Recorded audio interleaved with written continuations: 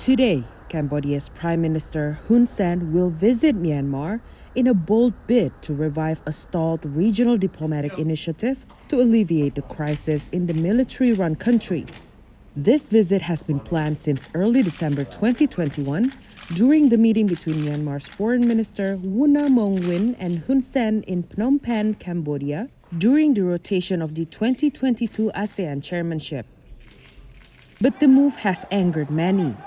Hun Sen's presence effectively recognizes and legitimizes the Myanmar military generals' overthrow of the country's elected government. While the army chief Min Aung Hlaing seized power almost a year ago, triggering huge public protests, which soldiers brutally suppressed.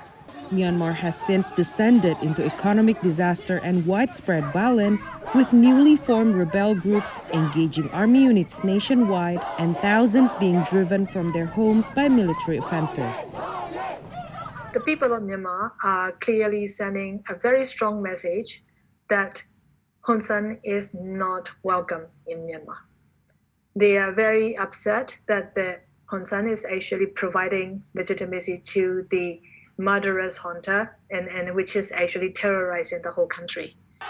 For many inside Myanmar, the visit is an insult. A protest in Mandalay is just a snapshot of the rising anger. They have always demanded diplomatic isolation for the military authorities. Now, they say the Cambodian leader is breaking ranks. Whatever happens on this closely scrutinized and controversial visit, there will not be a meeting with the ousted former leader since Aung San Suu Kyi has been incarcerated. Leaders of ASEAN, which includes Myanmar, tried last year to come to the country's aid. They met with Min Aung Hlaing in Jakarta, Indonesia, and mutually agreed on a plan called the 5-Point Consensus to restore democracy. This included stopping the violence and starting political dialogue. But it's gone nowhere. In response, the frustrated ASEAN leaders excluded him out of the October summit.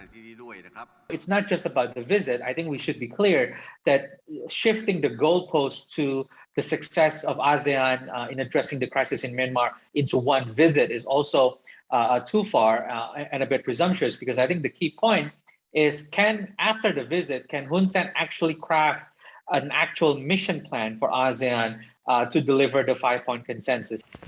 Armed insurgent groups have sprung in response to the military violence.